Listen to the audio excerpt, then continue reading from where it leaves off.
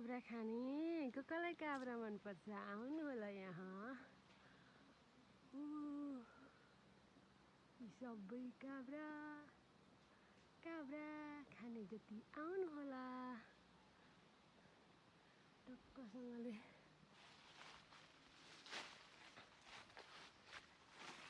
ओए यो खोर्सानीसँग टक्क साँधेर यहाँनिर हिमाल देख्थ्यो त्यो हिमाल त आज त